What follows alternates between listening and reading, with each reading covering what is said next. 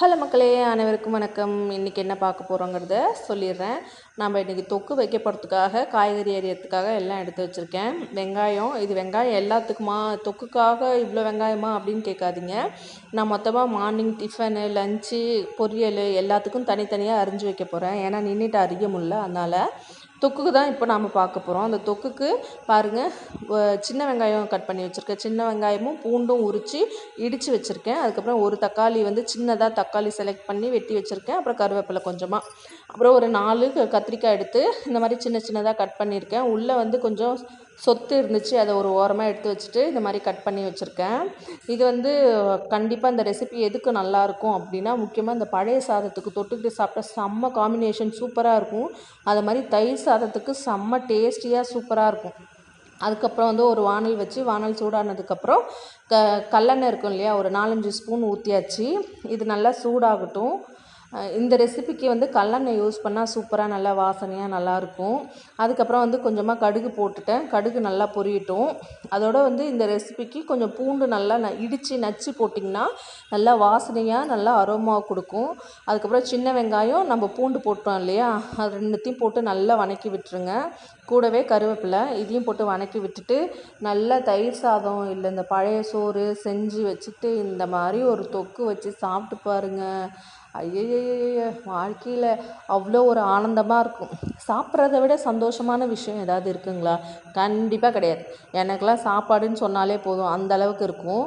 ஒரு காலத்தில் டயட்டுன்னு சொல்லியே பாதி நாள் சாப்பிடாதையே காலத்தை ஓட்டிட்டேன். மிச்ச நாள் சாப்பிட்டாலும் இந்த ஃப்ரூட்ஸு அது இதுன்னு சாப்பிட்டு ரொம்ப வாழ்க்கையே வெறுத்த மாதிரி ஆயிடுச்சு. அப்புறம் தான் ஆஃப்டர் மேரேஜுக்கு அப்புறம் தான் ஒழுங்காக சாப்பிடவே ஆரம்பித்தேன் நான். அதுக்கு முன்னாடிலாம் ரொம்ப பெருசாலாம் சாப்பிட மாட்டேன். அப்படியே சாப்பிட்டா கூட கொஞ்சம் லிமிட்டடாக அப்படியே கொஞ்சமாக சாப்பிட்டுப்பேன். இப்போல்லாம் இந்த போஸ்ட்மார்ட்டம் டிப்ரெஷன்லேருந்து ரொம்ப ஜாஸ்தியாக சாப்பிட ஆரம்பிச்சிட்டேன். அதுவும் இல்லாமல் இந்த டேஸ்டியான ஐட்டம்லாம் இருக்கும்ல, அதெல்லாம் தேடி சாப்பிட ஆரம்பித்தாச்சு. இந்த ரெசிபி கூட எங்கள் அம்மா தான் நல்லா சாப்பிட கற்றுக் கொடுத்தாங்க. எனக்கு இந்த தயிர் சாதம் சாப்பிட்றதுக்கு பிடிக்காது. அதனால் என்ன பண்ணுவாங்கன்னா, இந்த மாதிரி தொக்கு நல்லா காரஞ்சாரமாக வச்சுருவாங்க. நல்லா பூண்டு போட்டு வாசனையாக அப்படி வச்சு கொடுத்துருவாங்க. அப்படி வச்சு கொடுக்கும்போது என்ன ஆகும்னா, நல்லா சாப்பிட்ருவேன் நான் தயிர் சாதம் சாப்பிட்றதுனா எனக்கு அழுகையே வரும். அதுக்கப்புறம் ஆஃப்டர் டெலிவரி, ஆஃப்டர் ப்ரெக்னென்சிக்கு அப்புறம் என்ன ஆயிடுச்சுன்னா, இப்போ தயிர் சாதம் தான் ஒரு ஃபேவரட் மாதிரி ஆகிடுச்சு. கொஞ்ச நாள் தயிர் சாதம் சாப்பிட்டே நான் உயிர் வாழ்ந்தேன். நான் கன்சீவாக இருக்கும்போது என்ன ஆயிடுச்சுன்னா, வாமிட் ரொம்ப அதிகமாக வந்துச்சு. அப்போல்லாம் என்ன ஆகுனா, இந்த தொக்கு ப்ளஸ் தயிர் சாதம் அடிக்கடி எங்கள் வீட்டில் இதுவாக தான் இருக்கும். மேக்ஸிமம் வாரத்தில் ஒரு 3 நாள் இதுவாக தான் இருக்கும். எனக்கு இது பிடிச்ச அளவுக்கு வேறு எதுவுமே எனக்கு பிடிக்கல. அந்தளவு ஆயிடுச்சு. ஸோ இது என்னோட ஒரு ரொம்ப ரொம்ப ரொம்ப ஃபேவரட்டான ஒரு ஐட்டம். அதை தான் நான் உங்களோட ஷேர் பண்ணிக்கிறேன். வெங்காயம் பூண்டு வதங்கினதுக்கப்புறமா கொஞ்சமாக மஞ்சள் தூள், தக்காளி இதை போட்டு வதக்கிட்டு, நம்ம அரிஞ்சு வச்சுருக்க கத்திரிக்காய், அப்புறம் தேவையான உப்பு இதை நல்லா போட்டு வதக்கிடுங்க. அவ்வளோதான் இந்த ரெசிபி. இதெல்லாம் நல்லா போட்டு வதக்கிடுங்க. உப்பு போட்டதுக்கப்புறம் நல்லா போட்டு ஒரு வதக்கிட்டு, அதுக்கப்புறம் என்ன பண்ணலான்னா, இதுக்கு தேவையான அளவு கொஞ்சமாக தண்ணி ஊற்றிடுங்க. தண்ணி ஊற்றிட்டு அப்புறமா ஒரு தட்டு போட்டு மூடி வச்சுருங்க. மூடி வச்சுட்டு அதுக்கப்புறம் என்ன பண்ணுறதுன்னு சொல்கிறேன்.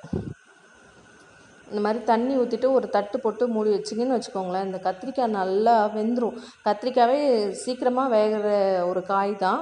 பட் ஆனால் ஒரு தட்டு போட்டு இந்த ஆவியில் வேகிற காய் தான் ரொம்ப ஹெல்தி கூட. ரொம்ப அதிகமாக எண்ணெய் ஊற்றாமல் அந்த ஆவிலே வேகிற காய் நல்லா வெந்துடும், ஈவனாக வெந்துடும்.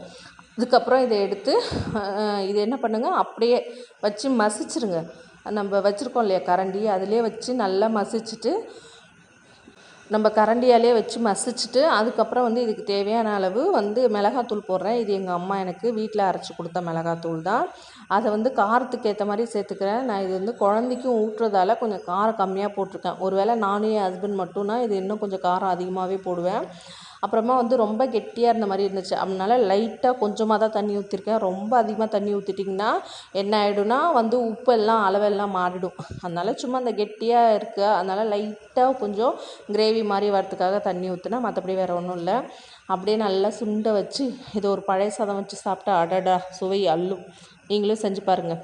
பாய்.